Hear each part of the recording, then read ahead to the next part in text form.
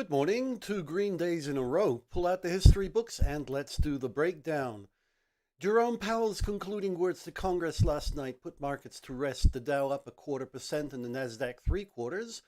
The chairman of the U.S. Fed said that he won't be raising rates preemptively, but that a 5% interest rate is unacceptable.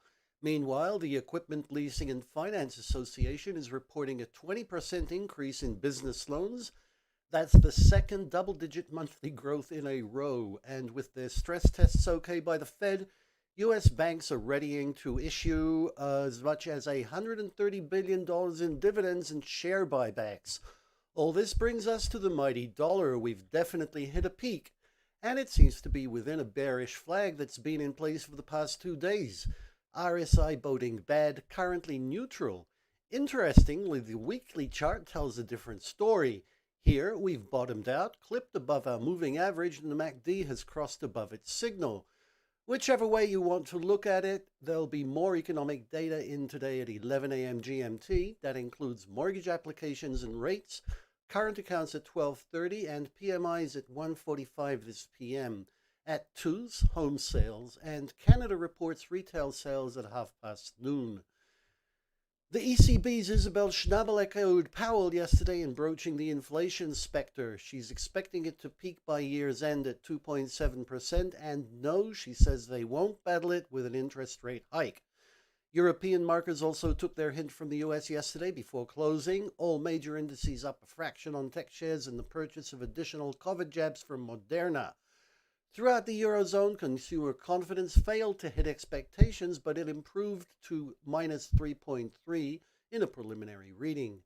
UK employers, on the other hand, are extremely optimistic, according to Reuters.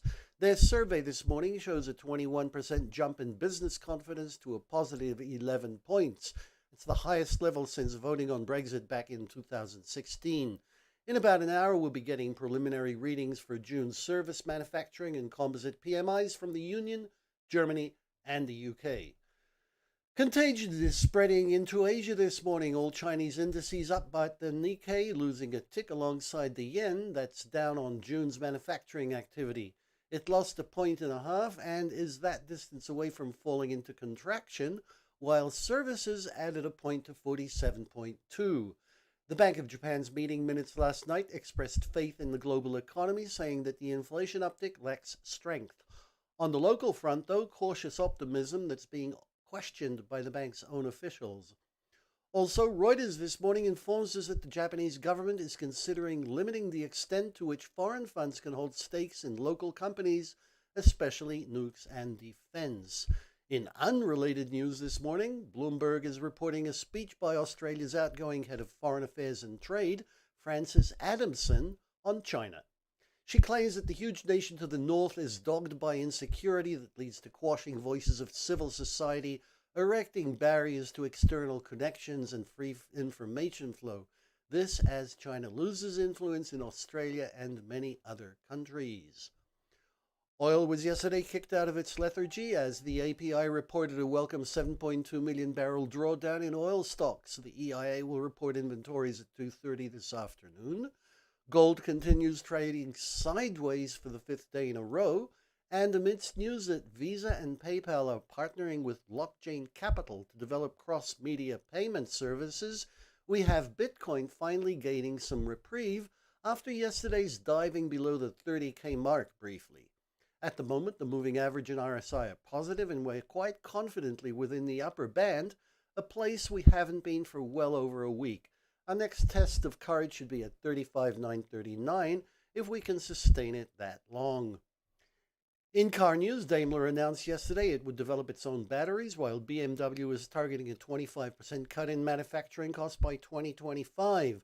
Congrats to Microsoft, which is the second company to ever break through the $1 trillion valuation mark after Apple.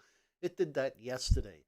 Aramco was a brief member of the two-member club, but lost steam quite quickly. Facebook is expanding its shopping services to WhatsApp and Instagram. The social platform boasts 1 million active online shops and 1 billion users per month. FedEx is publishing its Q4 earnings tomorrow, and Seeking Alpha is expecting a 97% increase in EPS on a 24% increase in revenue. The pandemic has increased earnings from $69.7 billion in 2019 to $83 billion in 2020, and yet the stock is trading only slightly higher for that same comparison. We're nearing the weekend, so you've only got so much time. Take advantage of the sun, the green, and we'll see you tomorrow.